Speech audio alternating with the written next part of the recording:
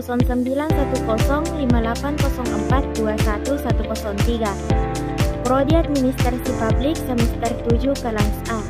Pada kesempatan kali ini saya ingin memaparkan tugas mata kuliah saya pada mata kuliah analisis kebijakan.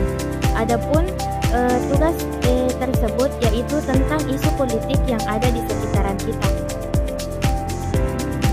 Langsung saja yaitu adapun judul tugas saya yaitu tentang kesenjangan ekonomi. Baik, yang pertama yaitu isu politik. Isu politik tentang kesenjangan ekonomi adalah salah satu topik yang sering memicu perdebatan dan kekhawatiran di berbagai negara, termasuk Indonesia.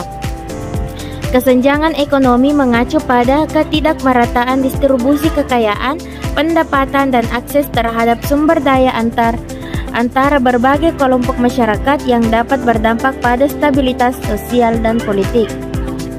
Yang kedua yaitu faktor penyebab kesenjangan ekonomi. Yang pertama yaitu ada ketidakmerataan akses pendidikan.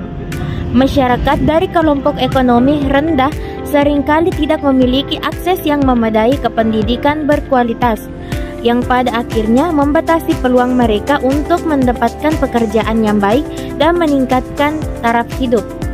Yang kedua yaitu kebijakan ekonomi yang tidak inklusif. Kebijakan yang terlalu fokus pada pertumbuhan ekonomi tanpa memerhatikan distribusi yang adil bisa memperlebar kesenjangan. Misalnya, proyek-proyek infrastruktur atau kebijakan investasi yang hanya menguntungkan segelintir elit atau koperasi besar. Yang ketiga yaitu dampak penyebab kesenjangan ekonomi. Ada dua dampak penyebab kesenjangan ekonomi. Yang pertama yaitu ketidakstabilan sosial dan politik.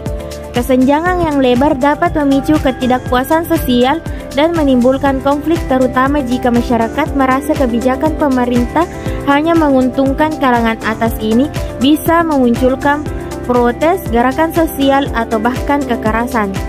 Yang kedua yaitu penurunan kualitas hidup. Bagi kelompok miskin, kesenjangan ekonomi berarti akses yang terbatas ke layanan kesehatan, pendidikan, dan perumahan yang layak, ingin menghambat mobilitas sosial dan memperburuk siklus kemiskinan. Yang keempat yaitu solusi kebijakan untuk mengatasi kesenjangan ekonomi. Yang pertama yaitu reformasi pajak progresif. Memberlakukan pajak yang lebih tinggi bagi kelompok berpenghasilan tinggi dan redistribusi pendapatan melalui program kesejahteraan sosial dapat mengurangi kesenjangan. Yang kedua yaitu peningkatan akses terhadap pendidikan. Pemerintah dapat memperluas akses ke pendidikan berkualitas bagi semua kalangan masyarakat, termasuk di daerah pedesaan dan tertinggal, dengan memberikan beasiswa atau subsidi pendidikan. Yang kelima yaitu kesimpulan. Kesenjangan ekonomi merupakan isu politik yang sangat penting karena dapat berdampak luas pada stabilitas sosial, keadilan, pertumbuhan ekonomi suatu negara. Melalui kebijakan yang tepat, pemerintah dapat mengurangi ketimpangan dan memastikan bahwa manfaat dari pertumbuhan ekonomi dirasakan oleh semua lapisan masyarakat. Baik, itulah tadi pemaparan singkat dari saya. Lebih dan kurangnya mohon dimaafkan. Assalamualaikum warahmatullahi wabarakatuh.